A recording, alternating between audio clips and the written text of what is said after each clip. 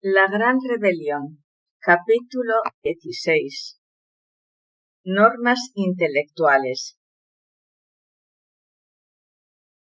Cada persona tiene su criterio y su forma de pensar, de acuerdo a su cultura y a su educación, lo que en psicología se conoce como fenotipo o influencias sociales, paratipo o influencias impuestas por la educación y genotipo, que son las influencias propias de sí mismo inscritas en el ADN. Pero estas tres características generalmente lo rigen mecánicamente. Solo el genotipo le puede dar cierta autonomía. La neurociencia postula que las células nerviosas que viajan juntas se unen una y otra vez de forma automática. Si tenemos los mismos pensamientos, tomamos las mismas decisiones que producen los mismos comportamientos, se crean las mismas experiencias y esto produce los mismos sentimientos y emociones durante años. Esto produce programas en el cerebro con un patrón casi infinito. Por ello, la persona nunca se abre a lo nuevo, a otra forma de pensar, de sentir y de actuar. Está bastante petrificada en sus propios conceptos y normas intelectuales, adaptadas al sistema. Pueden más los valores externos que los internos. Sus comportamientos son memorizados y las reacciones son inconscientes, pues han sido creadas como hábitos automáticos. Actitudes, creencias y percepciones cableadas en la masa cerebral funcionan como un programa de computadora. La mente del humanoide intelectual está degenerada, deteriorada, en franco estado de involución, porque no se revoluciona o subleva ante lo viejo que hay en su propia mente.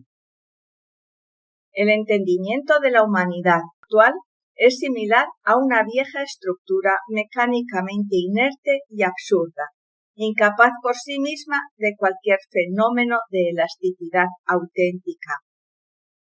Esta falta de deductibilidad se debe a que la mente está enfrascada en múltiples normas rígidas y extemporáneas que mecanizan la existencia humana.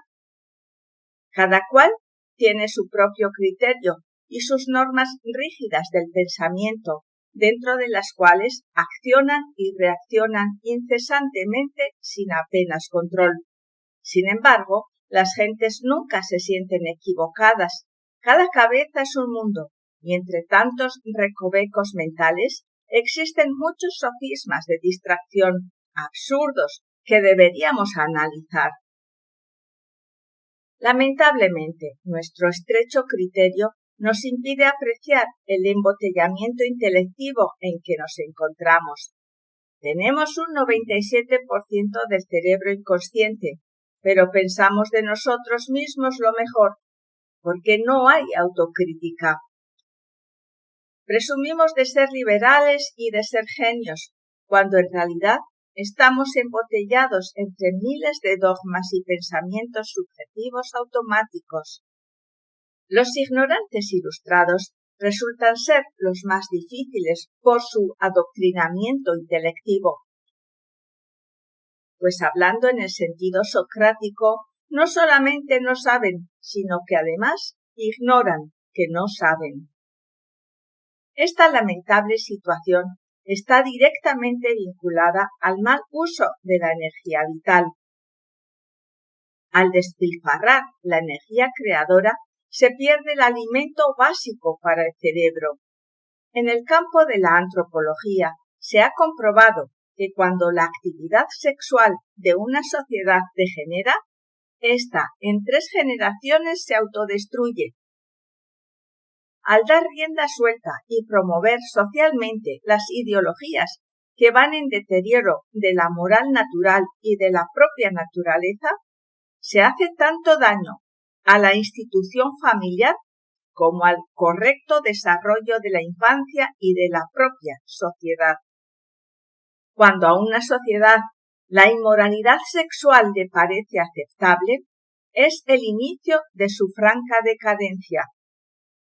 Si el pueblo no se pronuncia contra la degeneración de los valores vitales del ser humano, la política absolutista se impondrá mediante la educación, bajo la premisa de una hegemonía cultural, a la cual le seguirá la caída de los valores religiosos, y los medios de comunicación serán el principal instrumento de las normas intelectuales del ego.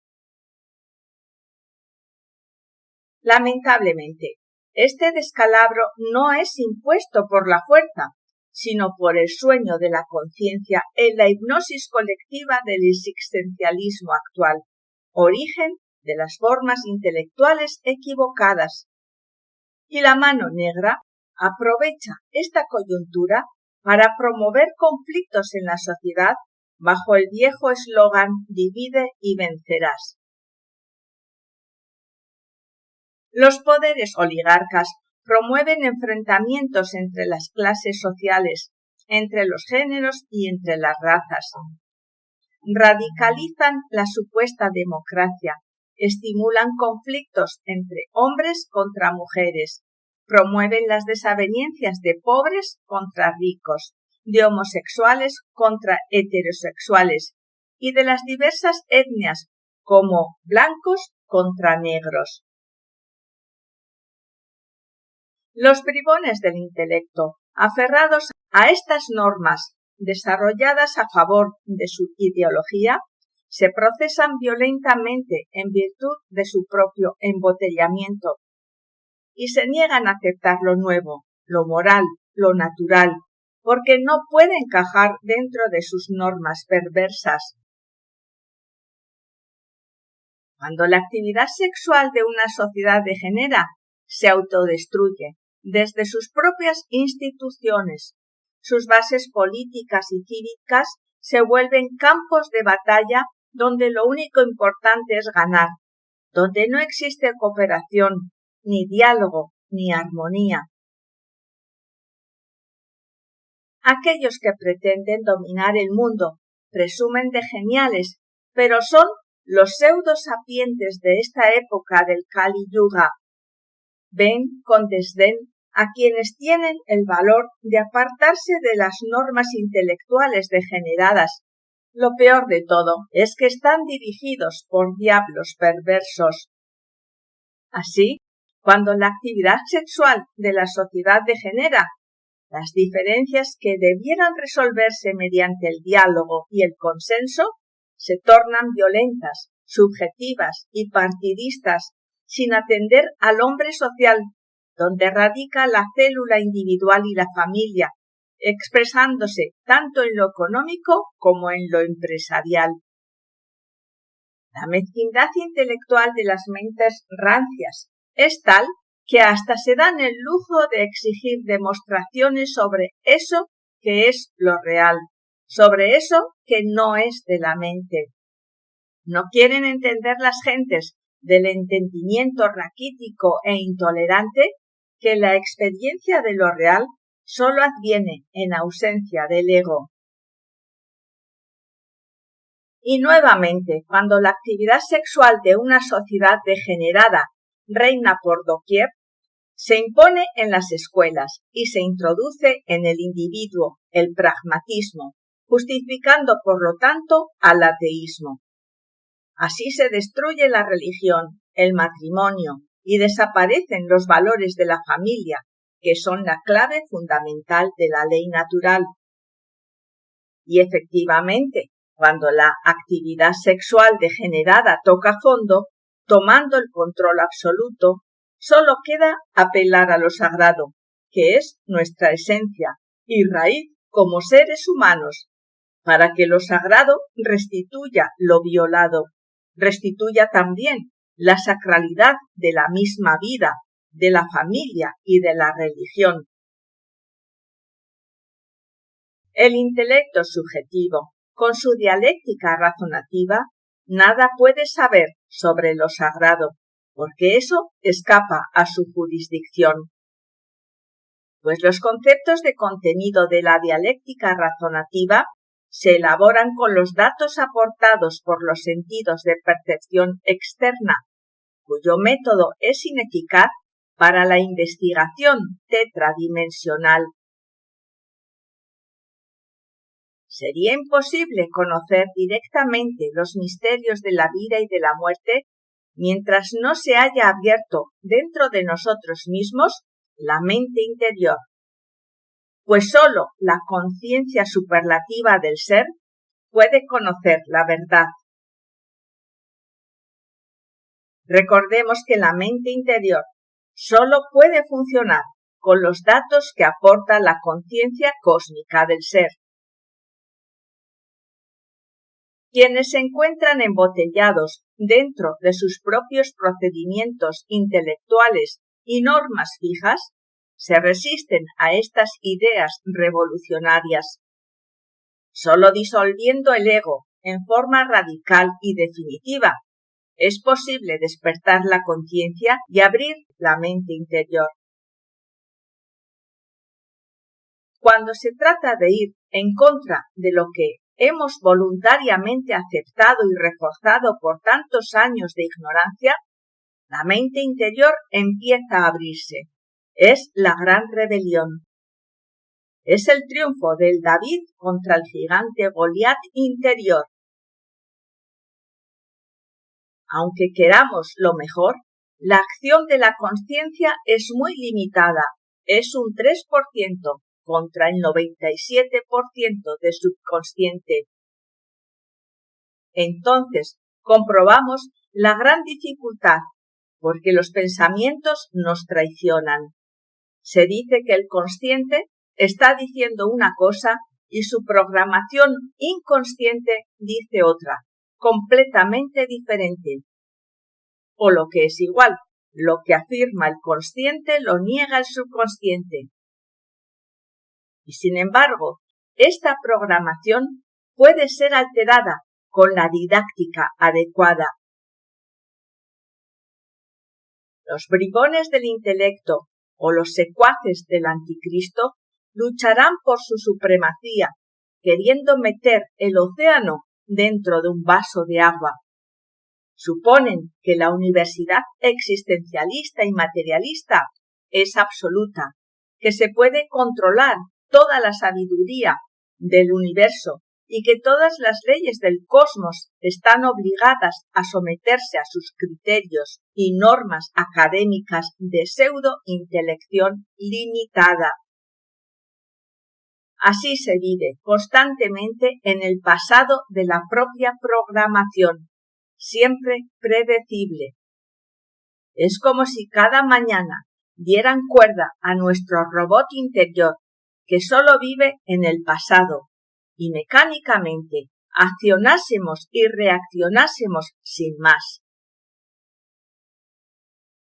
Sentimientos y emociones son registros del pasado que fatalmente se convierten en un posible futuro mecánico si no apelamos a la consciencia. A veces algunas personas resaltan por un momento cuando llegan al mundo esoterista, mas pronto se apagan como fuegos fatuos, desaparecen del panorama de las inquietudes espirituales, se los traga el intelecto y desaparecen de escena para siempre, porque no pasaron su comprensión conceptual desde la conciencia hasta los niveles más profundos del subconsciente. No podemos dejarnos atrapar por esas programaciones sin enfrentarnos a ellas con el choque de la conciencia. Como quiera que estos conceptos revolucionarios no caben dentro de la lógica formal, ni tampoco dentro de la lógica dialéctica, la reacción subjetiva de las mentes involucionantes oponen mucha resistencia. El poder formulativo de conceptos lógicos no implica la experiencia de lo real. El juego intelectualoide de la dialéctica razonativa apantalla, autofascina al razonador, haciéndole confundir siempre gato por liebre, porque carece de objetividad. La brillante procesión de ideas subjetivas ofusca y alucina al bribón del intelecto, autopercibiéndose con cierta autosuficiencia absurda y grandilocuente, como para rechazar a todo lo que no implique la pseudo-erudición bibliotecaria. Por tanto, resulta muy difícil saber dónde termina el intelectualismo de los bribones y dónde comienza la locura. En tanto continuemos embotellados dentro de las normas rancias del intelecto, será imposible la experiencia de eso que no es de la mente, de eso que no es del tiempo, de eso que es lo real. Debemos alimentar a nuestra mente con el maná de los sabios, con las normas intelectuales conscientes, que como maná harán florecer a la mente interior para crear una nueva civilización, una nueva cultura y un nuevo ser humano. Un nuevo ser humano que origine con vigor, en justicia y en verdad las leyes naturales que deben caracterizar a toda sociedad que se precie en los insustituibles valores del ser.